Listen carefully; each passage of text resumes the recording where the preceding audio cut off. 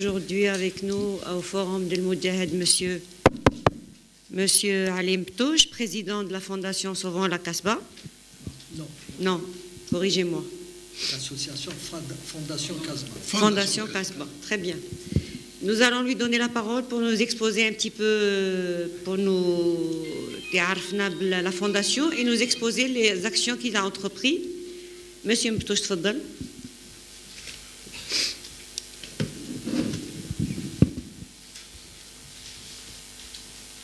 Il marche ici. Oui.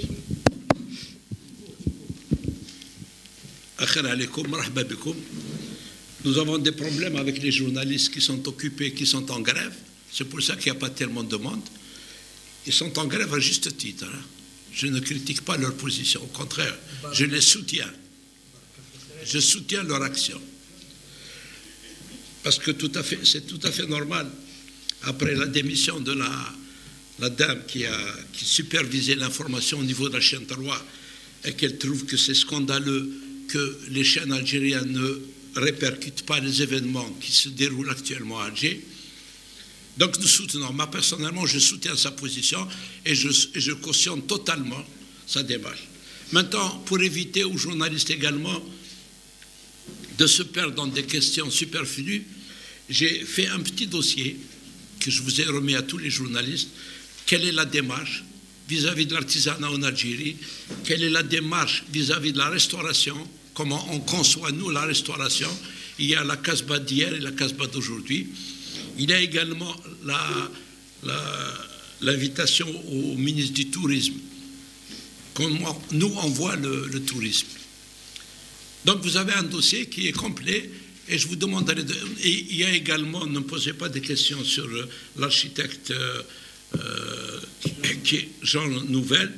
Donc, vous avez également la position de la Fondation. Pardon? Moi, je pourrais répondre. Tu poseras des questions, je te répondrai, hein, professeur. Pour Jean Nouvel. Ah, d'accord. Donc, vous avez également la position de la Fondation en ce qui concerne cet événement.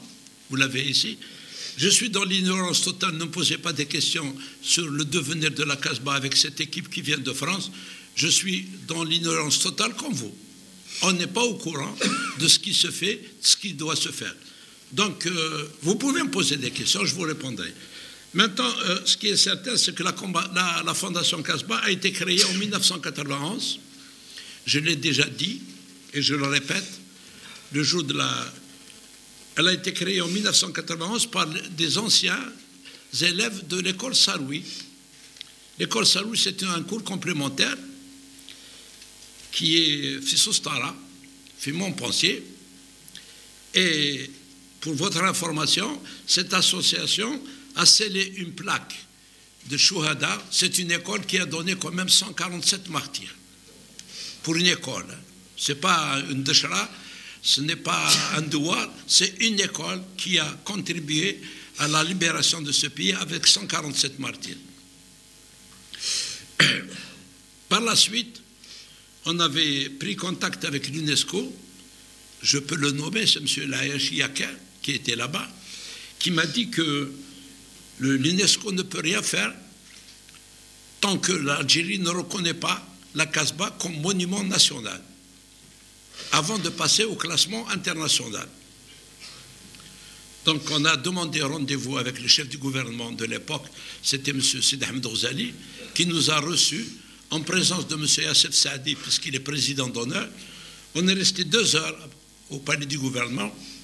On a demandé des explications. Comment ça se fait que la Kasbah n'est pas classée monument national? Bon, le directeur de cabinet de l'époque, qui a fait des recherches avant notre arrivée, il s'appelle Ahmed Bejaoui, je peux le nommer, il nous a informé que la Kasbah a été classée en 1989 par Dmar Al-Atrouz, qui était ministre de la Culture. Mohamed Bejaoui. Ahmed Bejaoui, c'est le critique de cinéma. Oui, Mohamed Bejaoui. Non, c'est le critique du cinéma. Je parle du critique du cinéma, qui était directeur de cabinet d'Orzali. Je ne me suis pas trompé. Exact. Donc, il nous a informé que la Kasbah a été classée en 1989, mais elle n'a pas été publiée au journal officiel, c'est-à-dire 2 ans après. Donc, on a demandé que la publication soit faite au niveau national, c'est le journal officiel, ça a été fait. Donc, fort de cette information, on a pris contact avec l'UNESCO et on a demandé à ce que la Fondation Casbah participe au classement de la Casbah. On m'avait dit qu'au niveau du classement de la Casbah, il y a une liste qui est ouverte au niveau de Tunis avant d'aller vers Santa Fe, qui est la réunion finale du classement des monuments historiques. Il fallait l'inscrire sur la liste des postulants. Donc, nous avons dépêché 2 amis de la Fondation et 2 membres de la Fondation, un ingénieur qui s'appelle Ahmed Flili et un architecte qui s'appelle Mohamed Lazizi. Donc, ils sont partis en Tunisie avec leurs propres deniers. Ce n'est pas pris en charge par l'État. Donc, ils sont arrivés là-bas. Ils ont été reçus par l'époque, par l'ambassadeur qui nous a ouvert toutes les portes, qui était Khdir Allah yarhamou. Donc, la Casbah a été classée en 1992 comme monument national. À partir du moment où la Casbah a été classée, il fallait se développer, il fallait développer une stratégie. La stratégie, c'était d'abord, à l'époque, il y avait le gouverneur qui était M. Rahmani. Quand on a fait une réunion avec lui, il m'avait dit qu'on ne peut pas commencer les travaux sur la Casbah sans connaître réellement les propriétaires, parce qu'il paraît que 80% des propriétés privées appartiennent à des privés. C'est-à-dire que le reste, les 13% ou les 17%, sont des wafq et bien vacants. Donc, on était confronté à un problème. Il fallait recenser les propriétaires de la Casbah. Dans les propriétaires de la Casbah, le seul qui pouvait nous aider, c'était le directeur des domaines, c'est M. Bouchali, qui est fatigué, malheureusement, il n'est pas avec nous. Et donc, on a pris attache avec la régie foncière, le trésor et les domaines. Et celui qui a enquêté un peu sur la propriété privée, c'est M. Matoub, qui est là à ma droite. Donc, il était chargé de recenser les propriétaires. Donc, on a créé la première association par appel au niveau de la presse. On avait fait la première réunion qui s'est déroulée à la salle Ibn Khaldoun avec le recensement de 689 propriétaires. Mais ce n'était pas suffisant, d'une part. Donc, c'est M. Zani qui a présidé la réunion, qui est un membre fondateur de la... Donc, on a commencé à travailler. Donc, on a le recensement. Par la suite, pour restaurer la Casbah, il y a un problème. C'est la densité humaine. Vous savez que la densité humaine à la Casbah a été amplifiée, surtout pendant les événements de la guerre d'Algérie, par l'exode des populations qui étaient menacées par l'opération Jumelle et l'opération Pierre Précieuse, qui était le centre, c'est-à-dire la Wilaya 3 et la Wilaya 4. Tandis que l'aile révolutionnaire de l'Est, ils avaient comme refuge la Tunisie. Donc ils pouvaient partir. Il y a des milliers de personnes qui se sont réfugiées en Tunisie. Et vice-versa pour l'Oranie. Ils ont le Maroc à côté, donc les gens qui ont fui la guerre d'Algérie sont partis au Maroc. Le seul qui était confronté à la réalité, c'est le centre. Le centre, il a déversé la population qui s'est sauvée à Bajjarrah, à Yussindé, à l'Éveillé, à la Casbah, etc., là où il y a des familles. Bon, le problème, dès l'indépendance, les gens ne sont pas retournés chez eux parce qu'ils ont pris l'habitude de la vie citadelle, peut-être. C'était très bien. Même bad, on a commencé à travailler. Il y a également la densité humaine qui a été amplifiée par la décennie noire. Beaucoup de gens ont fui les zones de turbulence, comme Tablat, l'Arba'a, etc. Donc les gens sont revenus encore une autre fois. Donc ils ont occupé la Casbah. Donc il y avait une densité. Maintenant, il y a des statistiques qui parlent de 50 000 âmes. Il y en a qui parlent de 60 000 âmes. Mais personne n'a les statistiques réelles. Donc il fallait recaser tous ces gens-là. Pour les recaser, nous, on était contre le recasement de la population par opération ponctuelle. C'est-à-dire quand il y a une maison qui est démolie, on vient la nuit, les pompiers ou la police prennent la famille, les embarquent dans un camion et on les jette à Dergana, on les jette à quelque part à 30-40 km. Le lendemain, la famille qui se réveille, ils se retrouvent dans une cité qui ne connaissent personne, ni les enfants, ni les vieilles, ni les femmes, ni rien du tout. Qu'est-ce qu'ils font? Ils bénéficient d'un logement qu'ils revendent et ils reviennent après à la Casbah, parce qu'ils ne sont pas dans leur élément. Maintenant, quand on parle de l'obligation qui est faite pour recaser la population de la Casbah, ça a été un peu mon slogan. Parce que contrairement à ce qu'on pense, la Constitution, le droit au logement, le droit à l'éducation, le droit à la médecine est un droit constitutionnel. Ce n'est pas des gens qui sont venus de la planète Mars qui sont descendus à la Casbah, c'est des Algériens au même titre que moi, que tout le monde. Donc ils ont le droit au logement. Donc on a été voir le chef du gouvernement de l'époque. On est parti en délégation, on a discuté avec lui. On lui a dit on élève une protestation pour le transfert de la population d'une façon anarchique. Il ne faut pas qu'il y ait un déracinement de la population. Il m'a dit qu'est-ce que vous voulez? Je vous construis une cité. Quand on veut une cité, vous n'avez pas besoin de la construire. Si vous avez une cité prête, vous nous la donnez. Il m'a dit je n'ai pas de logements sociaux. Ben, je lui ai dit nous on est obligés de recaser cette population, c'est un droit constitutionnel. Donc il a téléphoné au ministre de l'économie de l'époque. Il lui avait demandé de dégager le logement social pour la Casbah. Le ministre de l'époque avait dit qu'il n'avait pas de logements sociaux. Le chef du gouvernement de l'époque, je peux le nommer, c'est Ahmedou Yahya. Il avait demandé est-ce qu'il y a des logements qui sont achetés par l'État algérien. Éventuellement, il faudra les verser dans le social. C'était le FSD, le Fonds saoudien de développement. Donc il a dit il faut les acheter et les verser dans le social. C'est une opération technique binatom. Donc on s'est retrouvé avec 3000 logements pour recaser la population de la Casbah. On a commencé, c'est d'où vient le mot de la journée du 23 février, c'est le premier départ de la Casbah vers d'autres horizons, c'est le 23 février. Donc on a commencé à transporter l'îlot Sidi Ramadan avec 439 familles qu'on a recasées. On avait demandé à ce que les maisons vidées soient murées et qu'il y ait une police municipale, ou une police de la Casbah, vous pouvez l'appeler, pour préserver les bâtisses évacuées. Mais par la suite, on a également transporté 345 familles de Souk el-Jema'a. Donc il fallait continuer cette opération. Malheureusement, il y a un illuminé, un wali, qui est arrivé. Il n'a pas trouvé mieux que de prendre 2000 logements sur le quota de la Casbah. Il nous a détourné 2000 logements sans crier garde. Hein.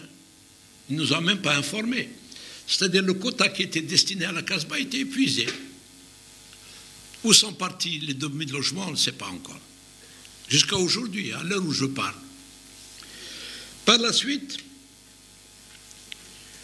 on était domicilié à Dar el-Hamra. Ce même wali, qui nous aimait beaucoup sûrement, nous a expulsés de Dar el-Hamra. Il nous a squatté les archives, les bureaux, et on s'est retrouvés dehors, sans aucune forme de justice, ni un huissier de justice, ni rien du tout. Il y a eu une décision de justice également. Donc on s'est retrouvé à la rue. Bon, par la suite, on a été recasé là où vous savez, puis Bebjdid. Et puis on était confronté également au problème de la réhabilitation de la Casbah. La différence qu'il y a, parce qu'à chaque personne qui arrive aux commandes de ce pays, il ne prend pas en charge les études qui ont été faites par le passé, par son prédécesseur. D'un revers de main, il jette ce qui a été fait et il commence à faire autre chose. Je vais vous citer un exemple, par exemple. Du temps de la fondation, nous avons négocié avec le gouvernement de l'époque, comme quoi qu'on devait créer un couloir touristique qui s'appelle le carrefour du millénaire. Le carrefour du millénaire commence plus bas, je dis, et s'arrête à la pêcherie. Donc la pêcherie, il fallait la vider. On a transporté 143 familles, on a vidé parce que la pêcherie était habitée sur un côté. Il y avait des magasins également qui appartenaient à des propriétaires. Ils ont été expropriés, peut-être ils ont été indemnisés, je ne sais pas quelle est la procédure. On a mis des escalators Sachouada, vous les avez vus, qui ne fonctionnent toujours pas. Donc le carrefour, maintenant la pêcherie, qui était censée être le pôle touristique d'Alger, on va penser à la restaurer avant d'inaugurer. La pêcherie est en ruine. Il y a le restaurant qui est maintenant en fonction, qui devait être destiné à un restaurant italien.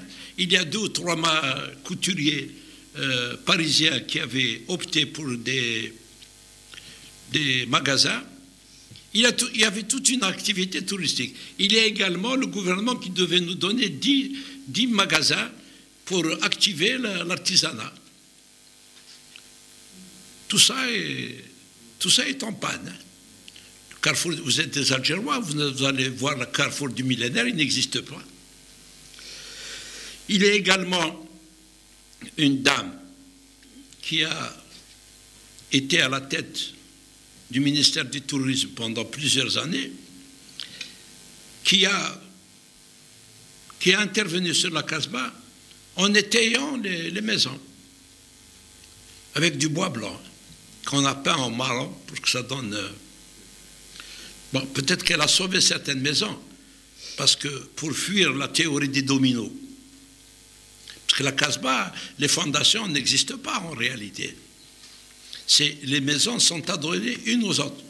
Donc par la suite, quand on a recensé sur un document de la Wilaya, comme quoi qu'on nous avait parlé de 345 placettes vides, donc on avait écrit aux autorités en leur demandant éventuellement de reconstituer à l'identique les placettes, même avec des moyens nouveaux, c'est-à-dire du parpaing ou des briques, etc., uniquement dans le but de consolider le reste des maisons. Ça n'a pas été fait. Les placettes, elles sont toujours là, c'est devenu des dépotoirs, c'est devenu des terrains de foot pour les jeunes, etc. Donc, on n'a pas été suivi dans notre démarche, en réalité. Il y a également, je l'ai dit, je vais le répéter encore, il y a également l'intervention de l'État sur certains projets, par exemple, Jama' Betchin, qui se trouve au bas de la Casbah, qui a coûté plus de 800 millions à l'État pour la restaurer. Je l'ai dit le jour du 23, je trouve que c'est scandaleux que dans une mosquée, il y ait 4 magasins ou 5 magasins qui donnent sur l'artère principale où on vend des soutiens-gorge et des culottes. J'aurais souhaité que dans cette mosquée, qu'il y ait un salon de thé, qu'il y ait une bibliothèque, qu'il y ait un centre touristique, etc. Donc, vous avez vu comment est pris en charge la restauration de la Casbah. Il y a beaucoup de trucs il y a beaucoup de choses à dire. Il y a également Dar Sultan. Dar Sultan, c'est le haut de la Casbah. Depuis l'époque du Comédore, du docteur Amir, c'est-à-dire il y a 50 ans, 60 ans, je ne sais pas, je n'ai pas le... On gratte les murs, on chatouille les murs. En 50 ans, vous ne pouvez pas restaurer un palais. Après la Deuxième Guerre mondiale, en 1945, Berlin, Varsovie, le Japon, ils n'ont pas été démolis, ils ont été rayés de la carte géographique. Hiroshima, c'est le Japon, Hiroshima, donc. 20 ans après, c'est-à-dire en 1945, ils ont été démolis. En 1965, c'est devenu des puissances mondiales. Moi, je souhaiterais que l'État me dise combien d'argent ont été dépensés sur Dar Sultan. Parce qu'il y a eu quand même les Hongrois et les Polonais qui ont intervenu il y a 50 ans. Ils sont partis. Il y a d'autres équipes. Et j'ai été il y a 8-10 jours. Dar Sultan, on a été invité par l'équipe de Jean Nouvel. Moi, je m'attendais à retrouver le palais. Il n'y a rien. Il y a une maison qui a été restaurée. C'est là où on a pris un café. Ils sont loin de terminer Dar Sultan. On est très loin. 50 ans après. Il y a également, on avait pensé au tourisme et à l'artisanat. Il y a à peu près 20 ans, 30 ans, j'avais invité le ministre de l'artisanat de l'époque, qui s'appelle M. Nora, à visiter la Casbah. On l'a fait à pied. Et il a décidé ce jour-là de donner Dar Mustafa Bacha pour ouvrir une maison de l'artisanat.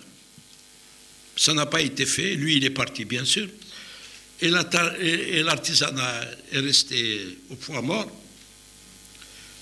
Il y a également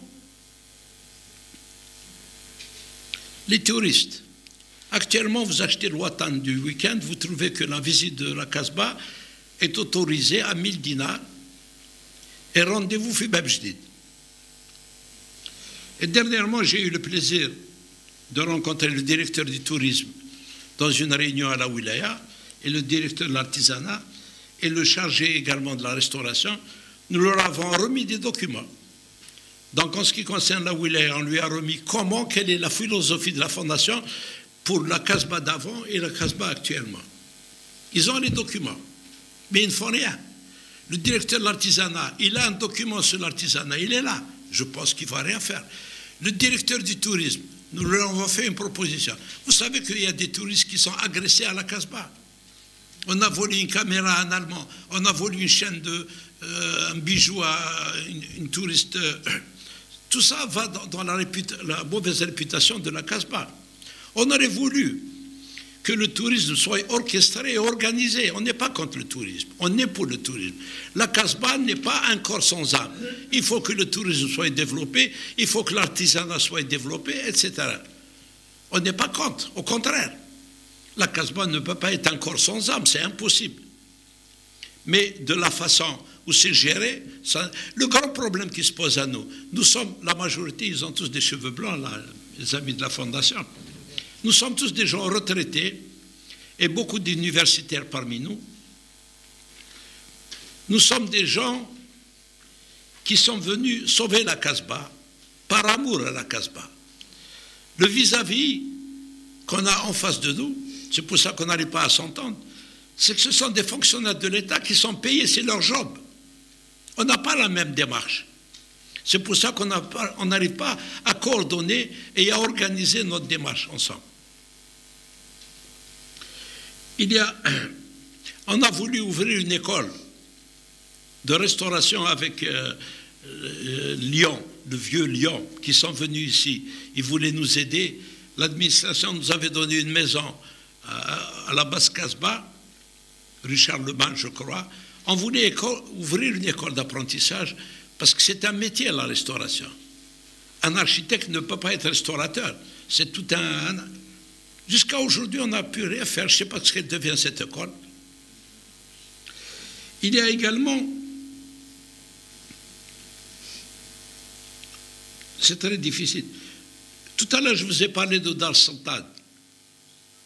Dans le projet de Dar Sultan, je sais qu'il y a des milliards qui ont été dépensés sur la restauration de Dar Sultan. Mais, par la suite, c'est ça qui me chagrine. Dans le programme d'Alger, on a programmé le métro. Moi, je suis pour le métro. C'est une très bonne chose. Au contraire, moi, je suis amoureux de ma capitale, d'Alger. Le projet de métro a été finalisé. Et dans Sultan Mazal, est-ce qu'on veut restaurer la Casbah ou est-ce qu'on ne veut pas restaurer la Casbah? Si le projet de métro a été réalisé, exécuté, avec tout ce que ça demande comme étude et comme financement, et dans Sultan Regarda Agda ou la Casbah Regarda Agda, je me pose des questions. Maintenant, j'ai remis aux journalistes un document dans lequel je les ai aidés à le feuilleter, de façon à ce qu'ils puissent nous poser des questions pour qu'on puisse avancer dans notre démarche. Voilà. Donc j'ai terminé. Merci de votre attention. Merci, M. Mtouche. J'ouvre les débats. Confrères journalistes. Bien. Monsieur Mtouche, vous avez parlé de manque de coordination entre vos actions et les actions entreprises par l'État. Pourquoi n'arrive-t-on pas à travailler ensemble, justement? Est-ce que par manque de volonté politique? Est-ce que par manque de... Pourquoi n'arrive-t-on pas à travailler ensemble? Je vous ai répondu à cette question dans mon intervention. Je vous ai dit qu'on n'a pas la même vocation. Nous sommes des bénévoles, des amoureux de la Casbah. Eux, c'est des fonctionnaires. Et alors, qu'est-ce qu'il faut faire? Qu'est-ce qu'il faut faire? Oui. Ben, je vous pose la question. Qu'est-ce qu'il faut faire? Oui. Il faut changer d'État. Et alors, vous me posez la question. Oui. Ma 36 filles. Allez-y, monsieur Oziani. Sabah al-Khair, je voulais intervenir sur un aspect qui intéresse mon département au niveau de la fondation, celui culturel en l'occurrence, ce qui préoccupe au chef la fondation Casbah, qui est une force de proposition et non pas une force d'exécution.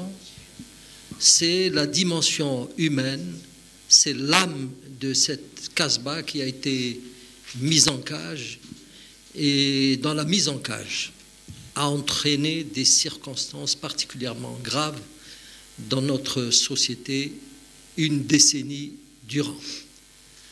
Parce qu'on a voulu gérer Alger sans pour autant prendre en charge sa dimension citadine, sa culture citadine, que nous en sommes arrivés à ce stade alors que, durant la lutte de libération nationale, l'exode rural particulièrement importante qui s'était abattu sur Alger n'avait nullement déstabilisé la société algéroise, puisque peu de temps après, ceux qui sont venus s'installer à Alger, fuyant le napalm et les bombes colonialistes, s'étaient intégrés et étaient devenus les meilleurs porte-flambeaux de la culture citadine et par moments mieux que les citadins eux-mêmes. Cette dimension humaine, nous passons notre temps à l'expliquer, nous pensons l'essentiel de notre temps à attirer l'attention des services publics pour qu'il y ait une autre façon de gérer la cité et partant une autre façon de gérer l'État grâce à une véritable démocratisation qui permettrait à la société civile à travers son mouvement associatif d'apporter sa pierre à l'édifice.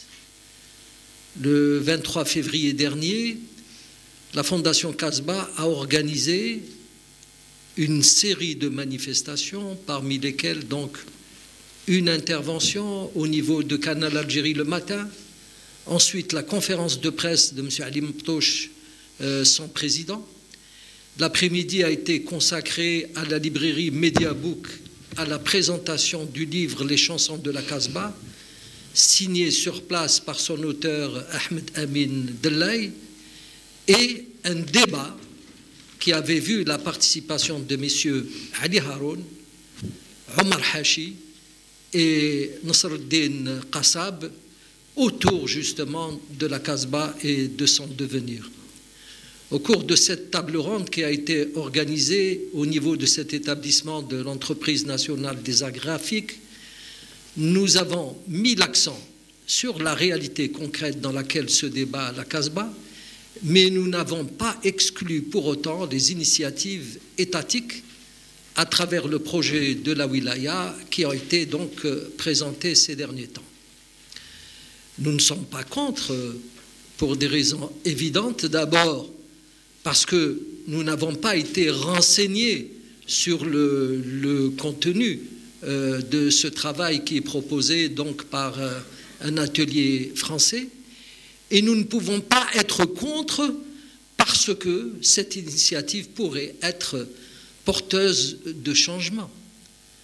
La preuve, le métro, s'il a été réalisé, enfin, c'est grâce à une entreprise française, Alstom, pour ne pas la désigner, qui était complètement en déperdition, sur le point de déposer son bilan, et c'est ce métro d'Alger qui l'a sauvé. Et ce matin, j'ai été très content de prendre le truc. J'ai stationné au Palais de la Culture, j'ai pris le téléphérique, ensuite le métro, et je suis descendu juste à quelques encablures du siège d'El Moudjahid. Il y a, quel que soit X, il y a une évolution dans ce pays, et c'est tant mieux. Et c'est justement de cette évolution que nous voulons. Nous ne sommes pas contre l'atelier français.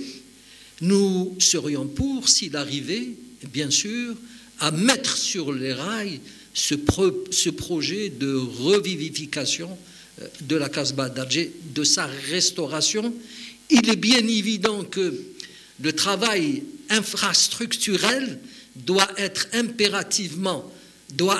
impérativement comme socle le travail superstructurel, et le travail superstructurel ne peut être fourni, ne peut être réalisé que par la société civile, que par le mouvement associatif.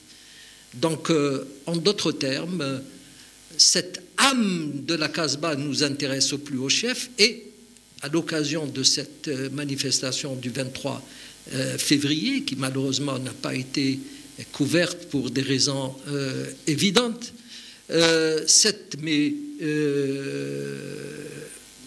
ne peut excuser aussi, parce qu'il y a une part de l'engagement du journaliste, et les journalistes sont avant tout, s'ils sont au service de l'information exclusivement, il n'en reste pas moins des militants, et j'exerce ce métier depuis plus de 46 ans pour le comprendre et pour soutenir ce que je viens de dire. Par exemple, au niveau de cette journée, n'en déplaise à mes pires potes de l'USMA qui sont dans la salle, il y a un hommage au Mouloudia d'Alger qui a été fait, et il y a un hommage à un président du Mouloudia que les gens ne connaissent pas, Mahmoud Ben Siem pour ne pas le désigner.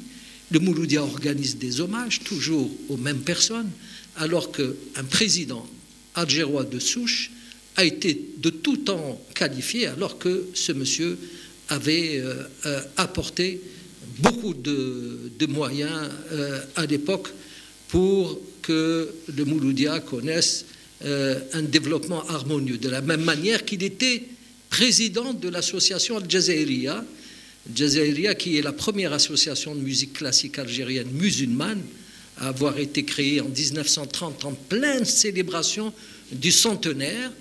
Et vous avez aussi ce monsieur, là, Mahmoud Ben Siem, a été aussi à l'origine de la venue de Cheikh Al-Arbi à Alger. Il avait assisté à l'époque à l'enterrement de Nasr al-Din Dine à Boussaada. Il l'avait rencontré, il avait été déjà informé par le Mouloudia qui avait disputé un match à Biskra et qui avait découvert cet imam au verbe facile et incisif. Et donc c'est Mahmoud Ben Siem qui avait ramené, donc permis à Cheikh Al-Arbi de venir donc en Algérie pour voir, pour comprendre que l'âme de cette Casbah est très importante à travers son artisanat. Ali avait parlé donc de la mosquée Betchine et des magasins environnants. Il aurait été plus juste de confier ces magasins à des artisans, de manière à ce qu'ils puissent refléter la véritable personnalité de l'espace bâti. Comme vous pouvez le constater, la Casbah intéresse au plus haut chef tous les Algériens de ce pays.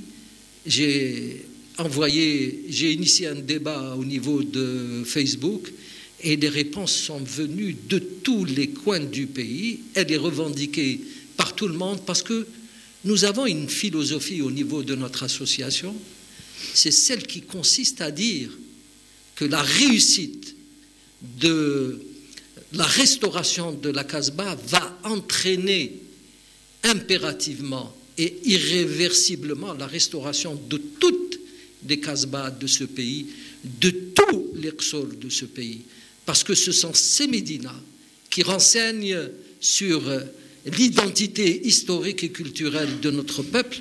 Ce sont ces mêmes infrastructures qui témoignent des capacités créatives de notre peuple. Bien sûr, la Fondation Kasbah va avoir donc sur le plan culturel à multiplier des manifestations, témoignages, de manière à se réapproprier toute cette identité historique et culturelle qui constitue le socle de cet espace plusieurs fois millénaire. Donc voilà ce que je voulais dire en quelques mots, ce que veut dire cette philosophie propre à la Fondation Kasbah, et je vous donne la parole. Merci, M. Mziani. Y a-t-il des questions? Oui, tfadlay. Micro.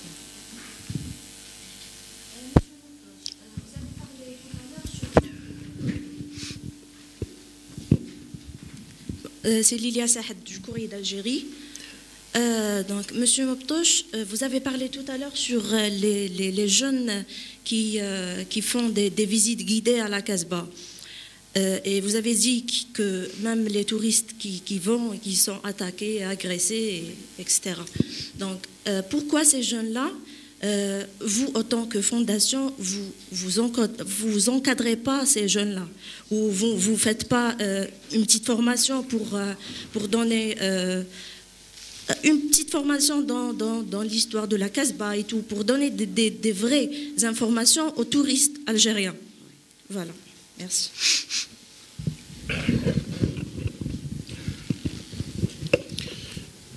Vous avez un document dans le dossier qu'on vous a remis, dans lequel est tracé et dicté le tourisme à la Kasbah vu par la Fondation Kasbah. Lisez-le bien, vous allez trouver qu'on demande à ce que les visites à la Kasbah soient orchestrées et guidées et organisées par le ministère du Tourisme ou éventuellement une association telle que la nôtre. Lisez bien le document. Vous l'avez, le document? Lisez-le. Il n'y a pas eu de réponse du ministère? On l'attend toujours, la réponse.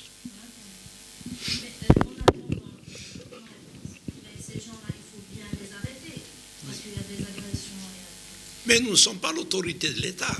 Nous avons dénoncé un état de fait, c'est à l'État de l'organiser. Et dans le document que je vous ai remis, j'ai même demandé au ministre du Tourisme de se rapprocher auprès des autorités qui est le commissariat de Abeb Jdid, de façon à ce qu'ils prennent en charge les agressions qu'il y a eu. Nous sommes une force de proposition. Nous ne sommes pas l'autorité de l'État. Oui. Qu'est-ce que c'est? Vous êtes qui, s'il vous plaît? Vous êtes journaliste? Chabi, tfaddal. Tfaddal.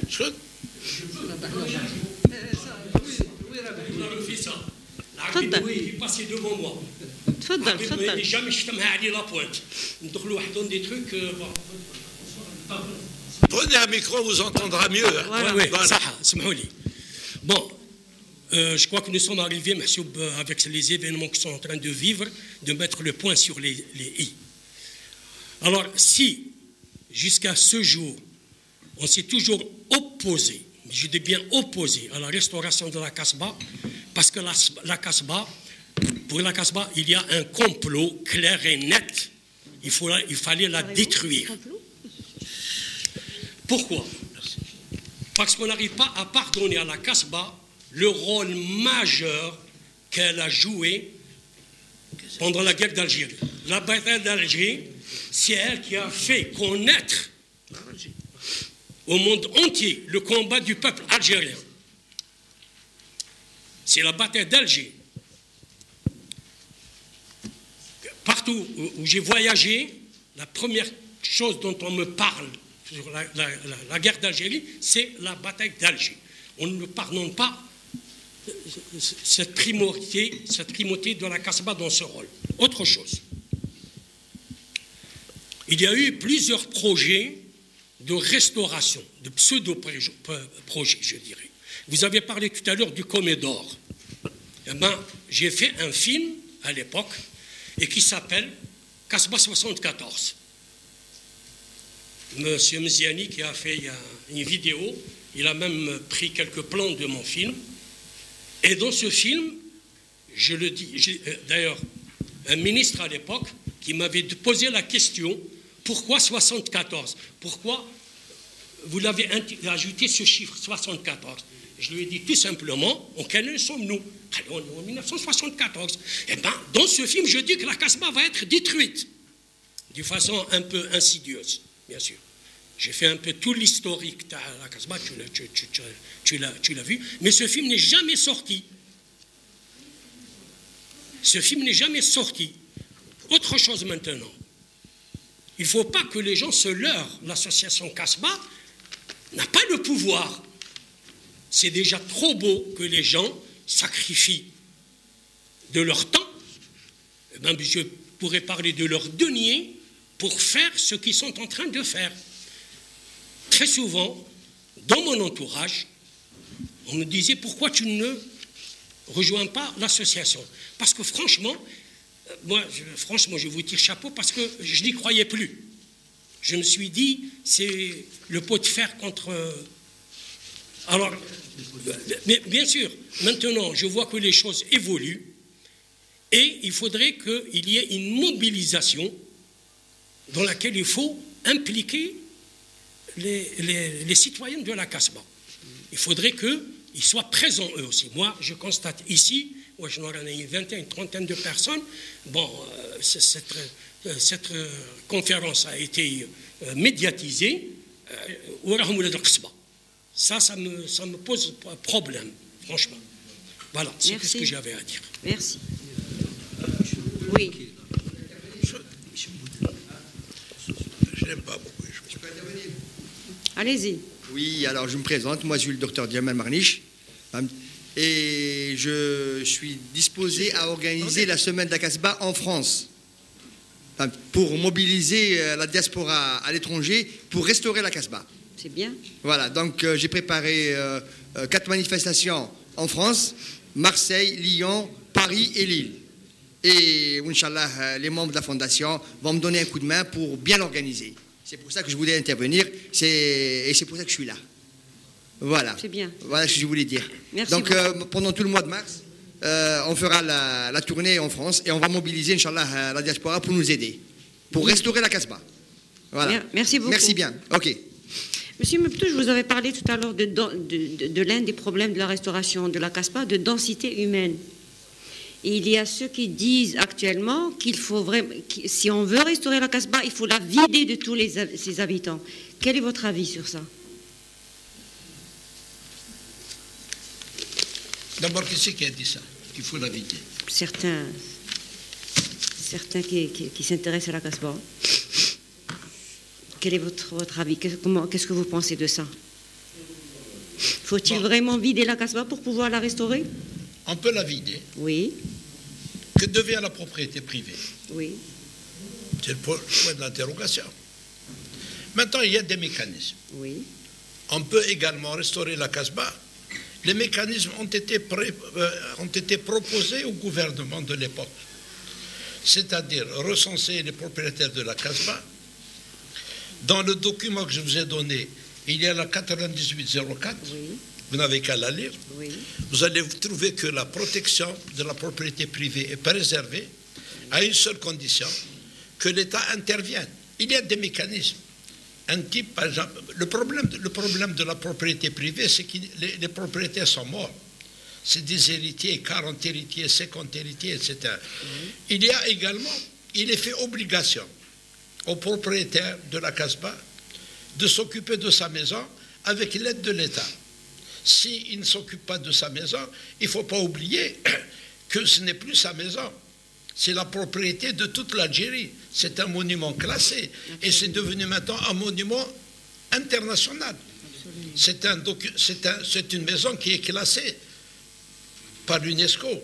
Donc, il y a la protection de la propriété privée dans le cadre de la Constitution, mais il y a des obligations qui sont faites aux propriétaires, bien sûr avec des mécanismes de l'État. C'est pour ça que je vous ai dit tout à l'heure, nous, on est en force de proposition.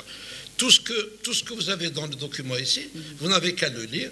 Il y a la 9804 qui prévoit justement la protection de la propriété privée. C'est à l'État de... Nous sommes rien du tout. Nous sommes une association amoureuse de la Casbah. Nous sommes les enfants de la Casbah et nous resterons jusqu'à notre mort les amoureux de la Casbah. C'est tout. Et au cas où les propriétés privées n'arrangent pas leur maison, vous vous dites qu'il y a une obligation pour les propriétaires? Lisez la loi 9804 qui est entre vos mains. Vous l'avez là-bas. Et donc, on n'a plus aucune question à vous poser, monsieur Mftouch. Non. On a tout ici. On n'a plus aucune question à vous poser. Non, vous me posez la question, je vous ai répondu. Oui.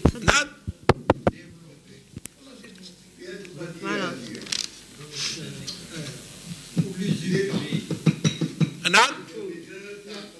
Ne parlez pas derrière. Vous prenez un micro, vous vous mettez devant et on vous entend ou on vous voit. C'est tout. Je veux voir ceux qui me posent des questions, je vais les voir les yeux dans les yeux.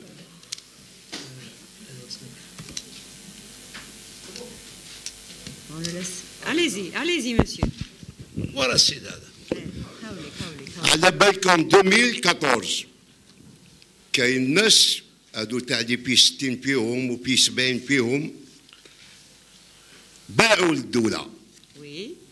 تريزور خرج داروا ليستيماسيون تاع لي باتيس. Oui. En 2015 لا كولتور تبعت خاطر لا كولتور هي اللي كانت لا برينسيبال في قضيه تاع القصبه. داروا ليستيماسيون تاع الميزون استقامت ب 400 غادي يقوموها ب 600 هذه ب 700. En 2015 يبعثوا نوت لونسيان ايكيب تاع القصبه اللي كانت مقبل هديه يقولوا اوريزون تاع ليطا اكتويل تاع البلاد ما يقدروش ان اوكان كا يشريو هاد اللي بها هادوما. وهذه on peut se renseigner le ministère de la culture يقول لك باللي كاينه منها وكاينه إليس دي بروبريتير اللي يقوموا لهم كاع لي باتيس تاعهم.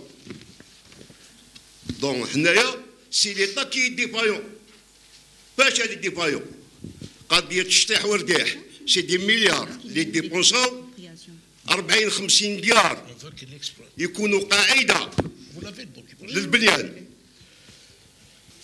لا قال لك ليطا مزلوطه ما عندهاش. حنا كنا فهمنا هاد الناس هادوما خاطر كاع يهضروا كيما هضرت لادام يقول لك واش نبيديوها كاع ما تبيديهاش كاع محمد نديروها بار بتي كيلو ونتكلوا على الله. إلا ساعدنا الحال بليزينو الله يربح ما ساعدناش نبدلوا دو بارتنير ليزينو شحال سقسانا الوالي قال لك ليزينو شحال يدي قال يدي واحد 120 عائله قال لك سي با شير بيان سور سي با شير 120 وليزينو ظاهرين يبعبعوا شكون لي بلي ديغرادي اللي حطوا كاع ولا ريكيبيراسيون صاصفي غير تما حبيت ريكيبيري. والسلام عليكم. صح ميرسي. سي بولبينا.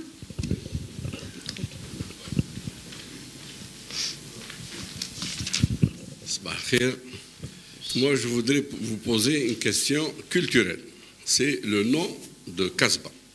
On sait que ce nom-là, pour la Médina, parce que c'est la seule Médina du sud de la Méditerranée qui s'appelle Casbah.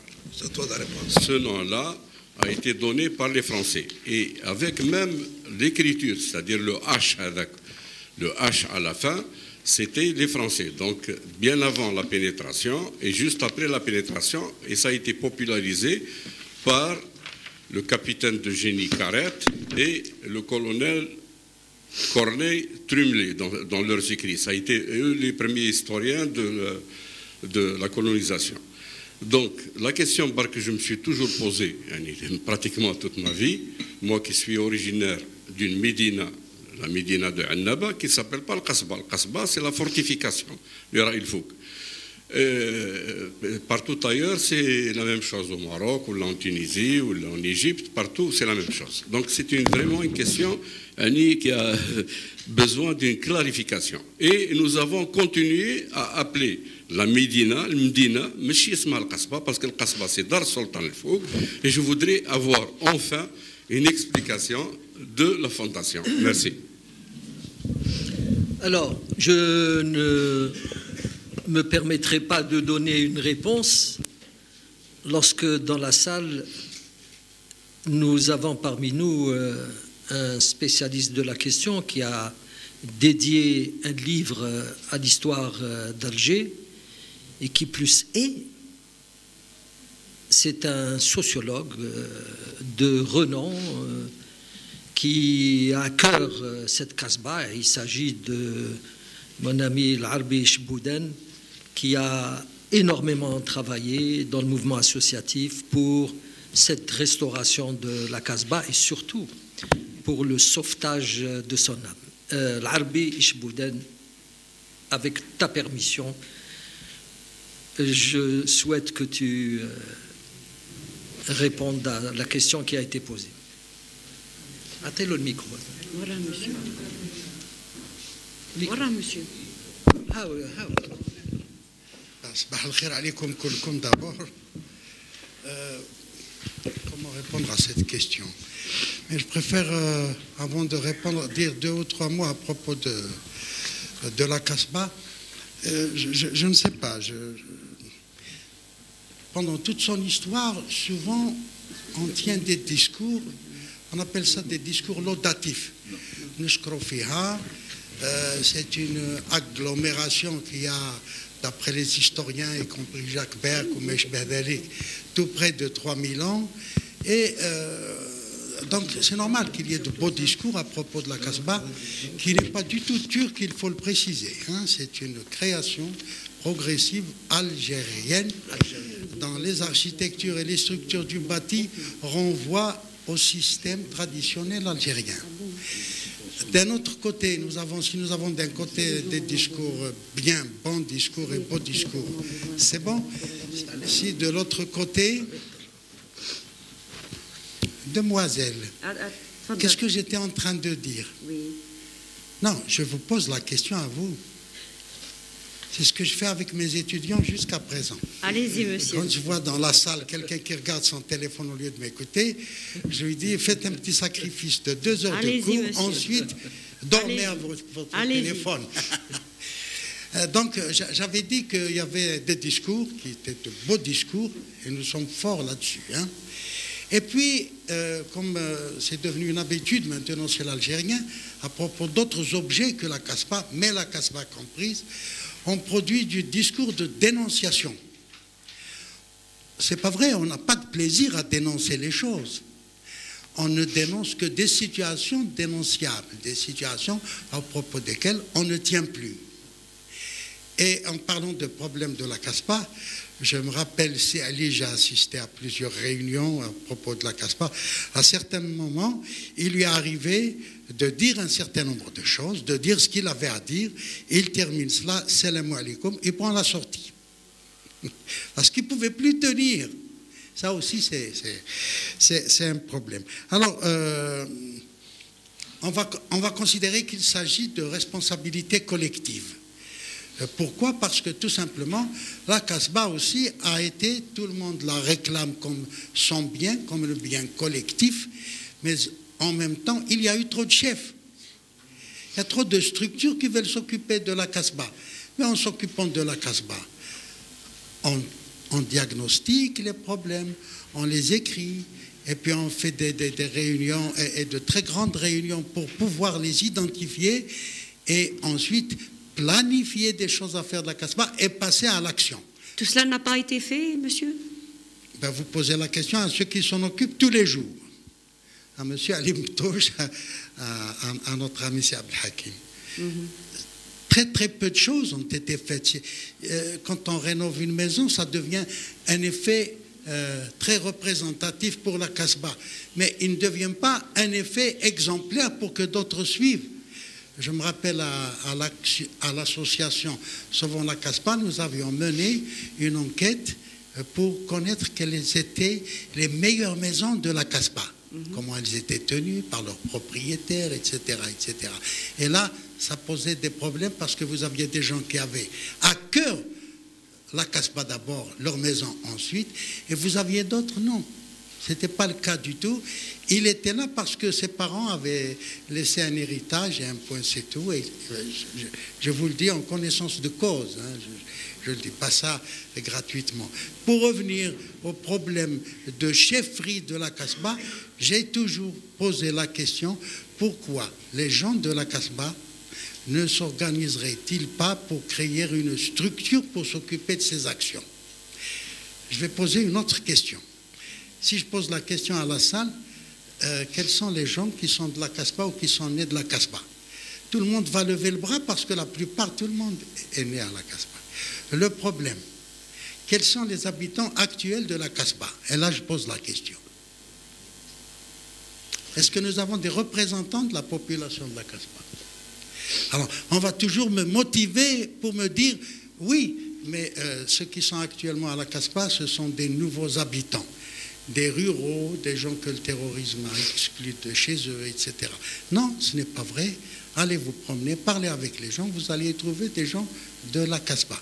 Là, je trouve que c'est très important de le savoir. Sauf qu'ils sont représentés comme est représentée la Casbah, c'est-à-dire quasiment, je vais être méchant, par des non concernés par le sort de la Casbah.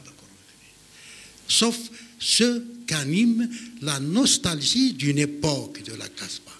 Ces anciennes personnes de la Casbah, eh bien, elles sont très heureuses et très fières de vous parler de la Casbah, mais de la Casbah de leur enfance, ou même les Français, quand ils écrivaient sur la Casbah, ils disaient c'est une ville, mais habitée par des pauvres, mais vraiment que la mouise habite.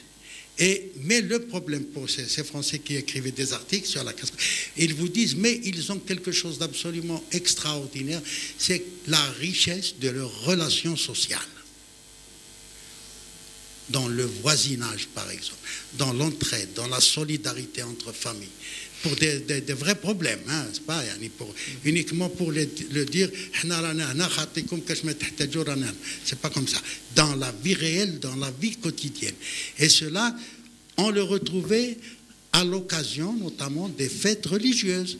On le retrouvait à l'occasion des fêtes familiales. J'ai lu des articles dans lesquels vous aviez une fête, un jeune homme qui se marie, etc. C'est les voisins qui participent à tout ça, et les plus proches du marié, ils s'efforçaient pour s'habiller à la manière traditionnelle, un costume traditionnel avec un gilet et des boutons d'or pour montrer aux Français, attention, nous avons aussi notre culture et notre civilisation. Je trouve cela formidable. Je vais juste terminer sur quelque chose qui personnellement me tient à cœur. Comment pourrait-on s'organiser, soit des personnalités, soit des associations comme la Fondation Casbah, comme d'autres associations, pour créer une structure qui puisse passer à l'action pour dire, s'il vous plaît, nous en avons suffisamment produit de discours pour, à présent, passer à l'action. Et en passant à l'action, nous devons vous rendre compte chaque année. Qu'avons-nous fait? Non pas qu'allons-nous faire. Oui. Et j'ai terminé, je vous remercie. Merci beaucoup. Il a éludé, mais la réponse, tu l'as donnée dans ta question. Tu as parlé de forteresse. Bien, est-ce qu'il y a d'autres questions? S'il n'y a pas d'autres... Oui, allez-y. Zéani, tu m'écoutes et vous m'écoutez? Je vais y aller un petit peu philosophiquement. Tout d'abord, je suis cotisant à la Belque. Tu te rappelles, on s'est vu déjà. Oui, cotisant parce qu'il y avait un appel à travers la presse. Je n'ai pas hésité à verser, je crois que 500 dinars pour être présenter, je vais me présenter. C'est Ali Kabesh. Bon, Ali Kabesh, élève de ce journal. Voilà. Donc, ça. Et j'ai profité de l'occasion pour me rapprocher de la Kasbah. La Kasbah, moi, je devrais la considérer comme un peuple. Et c'est là qu'elle se fait grande par sa bataille d'Alger, je pense, hein, et son sacrifice. Voilà, je pense toujours pour le petit Omar Hadak, symbole rare dans le monde, pour son courage. Et, moi, j'y pense quand je vois sa photo et à chaque fois quand on parle de révolution, je me vois. Maintenant, à propos de la dame avec ministre de Tourisme, c'est Khalida Toumi, il faut citer son nom.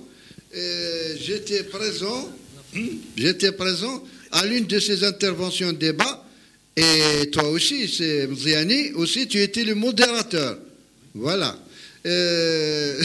Cette période, bon, je vais revenir en tant que modérateur. Tu étais modérateur aussi en cette période. Elle a relié. Je n'ai pas modéré. Hein. Elle a relié à cette occasion une autre Kasbah, c'est celle de Délice. Et le président d'APC, même la ville, il était présent. On veut bien réunir deux Kasbahs. Les deux Kasbahs, il me semble qu'on leur veut du mal. Les autorités ne s'intéressent pas. Et ça nous fait mal au cœur. Voilà. Merci beaucoup. À propos de Khalida Toumi. S'il vous plaît, monsieur qui est au téléphone, s'il vous plaît. Pour Khalida Toumi, personnellement, je tiens à lui rendre hommage pour le travail qu'elle a fait. Elle a ramé, et par moments, face à l'adversité de ses propres collaborateurs qui ont tout fait déjà auparavant pour que la Kasbah ne soit pas inscrite comme étant un patrimoine national, encore moins comme patrimoine universel, pour plusieurs raisons. Je ne rentre pas dans les détails et à l'époque, nous l'avions invitée au café littéraire de la Fondation pour parler de son projet. Elle en a parlé, elle a été très loin, et c'est ce qu'on lui a toujours reproché.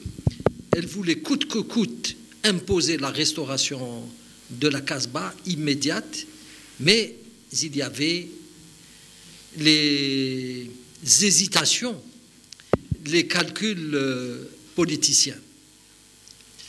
Moi, je pense que, à l'heure qu'il est, et c'est mon point de vue personnel, c'est ce qui fait le charme de la Fondation Kasbah. Nous avons le droit, chacun de nous a le droit à la différence, sauf que les intérêts bien compris de notre association doivent être placés au-dessus de tout. Il y a un projet qui circule actuellement. Aucune séance de travail officielle n'a eu lieu avec des collectivités locales pour se faire, pour nous écouter, pour proposer notre point de vue.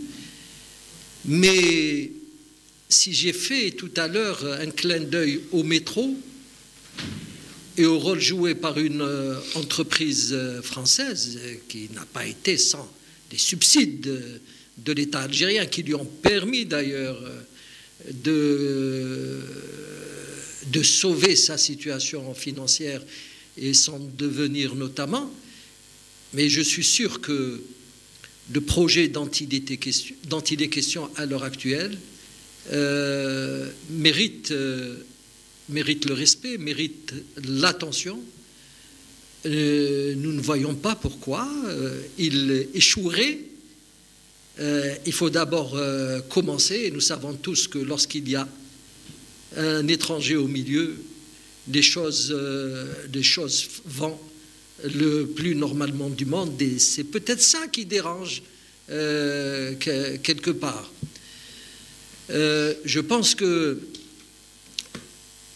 la Fondation n'a aucun préjugé. C'est vrai que nous sommes quelque part aigris. Il y a des supputations, il y a des calculs, comme ceux qui avaient dit à l'époque que sitôt l'indépendance acquise, que la révolution algérienne a été une révolution paysanne, alors que nous savons tous, moi je suis bien placé pour la paysannerie, maoïste que je suis, j'ai un respect des plus profonds pour la paysannerie, mais il n'en reste pas moins que la révolution algérienne, s'il n'y avait pas eu cette fusion entre la ruralité et la citadinité, elle n'aurait pas triomphé. S'il n'y avait pas l'apport du savoir et de la militance proposée par les milieux citadins et la petite bourgeoisie notamment, l'indépendance n'aurait pas été acquise. Donc la révolution algérienne ne fut pas paysanne. Le 1er novembre n'a pas été seulement tiré dans les Aurès. Je disais la dernière fois que j'ai un livre préfacé par Katib Yassine intitulé, dont le titre est « Le 1er novembre dans la Mitidja ». On m'a empêché à l'époque, quand j'étais à Révolution africaine, de parler de la Casbah. On voulait m'envoyer dans les Aurès. Et en 3 jours, ne connaissant personne, on ne peut pas faire un travail. Le directeur m'a dit « Ouais, je vais encore parler de la Casbah. » Je ne parlerai pas de la Casbah. La Casbah a suffisamment parlé d'elle-même. Je parlerai de la Mitidja. Et j'ai fait une reconstitution pour démontrer à l'évidence que le 1er novembre a eu lieu à travers le territoire national. Il n'est pas le fait d'une région. Et ce que disait Rabah Laraji tout à l'heure, lui qui a beaucoup travaillé sur le mouvement national, il a fait le film Les Bombes, en hommage à sa voisine, Bahia Idour, qui a été emportée par l'explosion de la bombe qu'elle allait déposer. Il a beaucoup réfléchi sur la question, et ce qu'il dit est très juste. De la même manière qu'il y a une thèse qui a été développée au niveau du ministère de la Culture pour que la Casbah ne soit pas classée patrimoine national, à savoir que la plus vieille médina de ce pays, c'est Délice. Et ça, j'ai fait une émission quand j'étais à Dzaïr TV où j'ai invité, j'ai fait une émission sur Délice. Et il y avait un bonhomme qui avait dit c'est Délice la première. Le pourquoi? Parce qu'Alger a été construite par les Turcs. Jamais de la vie. Jamais de la vie. Jama Sidi Ramadan date de l'an 980, la grande mosquée d'Alger de 1097. Le minaret qui a été construit par les Ianides de la grande mosquée d'Alger l'a été en 1322. Alors que les Turcs sont supposés, je dis bien, sont supposés être arrivés en 1516. En 1516. Et comment se fait-il?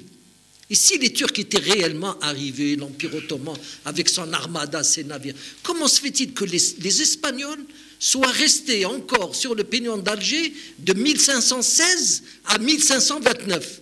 N'ont été chassés qu'en 1529, grâce aux Mozabites. Alors donc, tout a été inventé pour disqualifier et la Casbah et le rôle joué par la citadinité, alors que nous savons tous que tout le mouvement national avait pour socle la Casbah d'Alger. Jamaït al-Ulama, par exemple, on ne met en évidence que des gens originaires de l'Est du pays. Jamaït al-Ulama a été créé à Alger. Et ses principaux fondateurs n'étaient pas les gens, à part Cheikh Abdelhamid Ben Badis, n'étaient pas les gens qu'on soulignait. Ses principaux fondateurs, c'était se recruter dans le mouvement du soufisme. C'était Mouloud Hafiz, qui est un Algérois de souche, et Omar Smaïl, qui est un Algérois d'origine kabyle. C'est Omar Smaïl qui a financé l'Assemblée générale de l'Association des Ulama. Comme vous pouvez le constater, j'ai pris Jamaït al-Ulama comme je peux prendre n'importe quel autre parti qui n'a pu voir le jour, se ressourcer, se renforcer, se dynamiser que dans le cadre de cette cité. Pour dire que au niveau de la fondation, nous ne revendiquons pas uniquement le bâti, qui est de la seule compétence de l'État. Nous n'avons pas les moyens techniques, nous n'avons pas les moyens financiers pour restaurer. Mais par contre, nous intervenons sur la superstructure, sur l'âme de cette Casbah pour rétablir des vérités.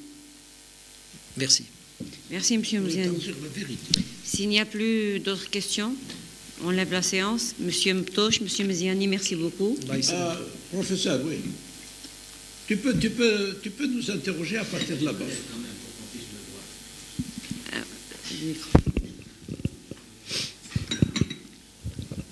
Je vous remercie et je voudrais, M. Mziani me donne l'occasion de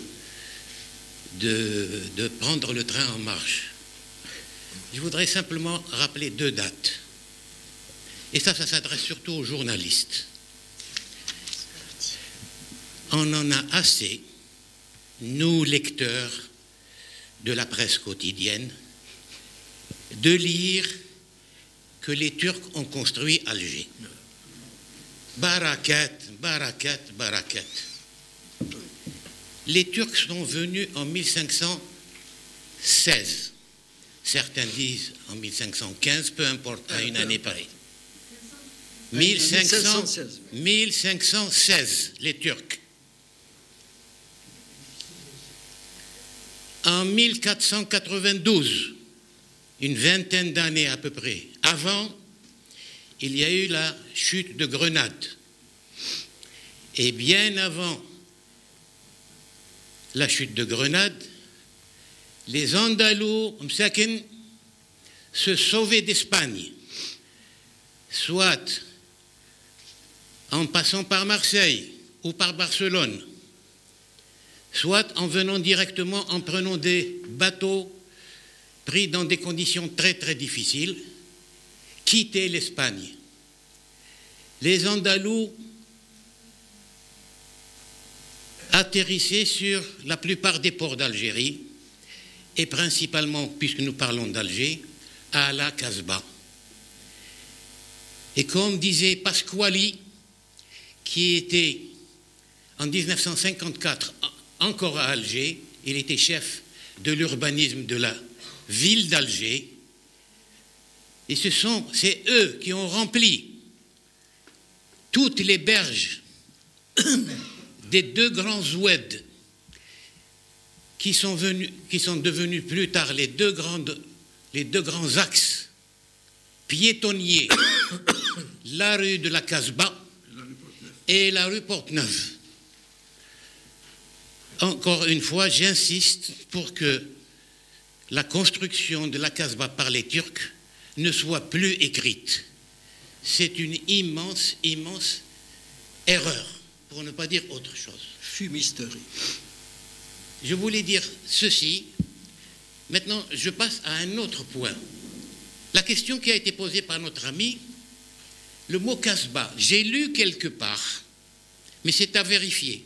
Ça, c'est aux historiens, aux sociologues, aux chercheurs, de préciser la chose. J'ai lu que le mot Casbah proviendrait, vous remarquez que j'utilise le conditionnel, proviendrait du mot tarsabt, qui signifie agglomération, qui signifierait, parce que je ne suis pas berbériste, puisqu'il y a des berbéristes ici, ils pourraient peut-être nous préciser. J'aimais l'idée ou l'hypothèse, comme vous voulez. Maintenant, je voulais dire juste un mot sur le dossier de la visite, ou plutôt la polémique qui a été créée par l'arrivée de M. Jean Nouvel à Alger.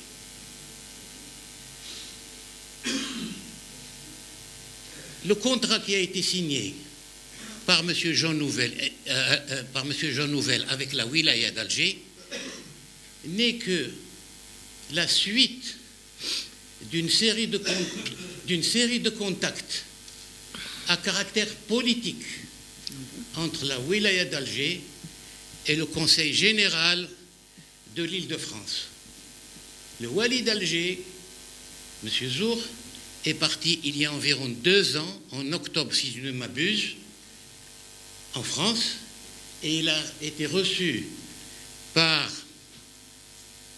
le Conseil général de l'Île-de-France, et c'est à ce moment-là qu'il a sollicité une aide de ce groupement pour l'aider à résoudre le problème d'Alger.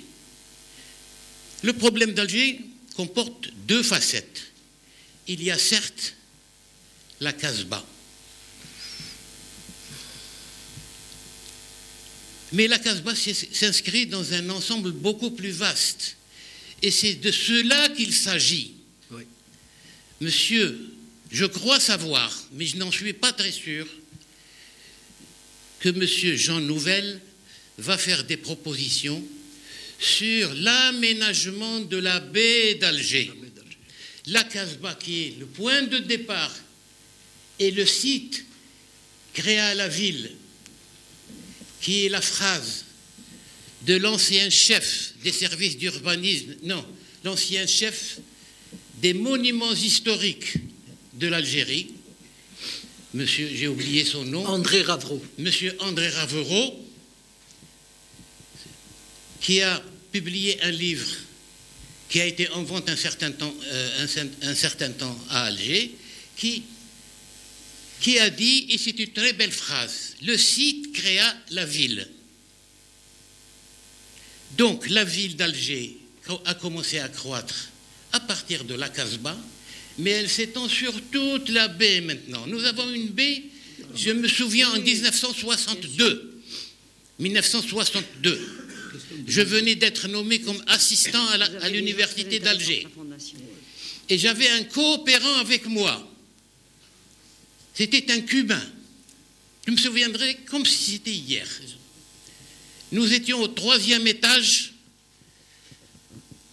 tout à fait en haut du bâtiment de pharmacie. Tout à fait en haut, et on dominait Alger. Entre midi et 2 heures, je le voyais regarder la baie d'Alger. J'ai oublié son nom, malheureusement. Je lui ai dit, qu'est-ce que tu regardes? Il me disait, c'est une des plus belles baies du monde. Baies.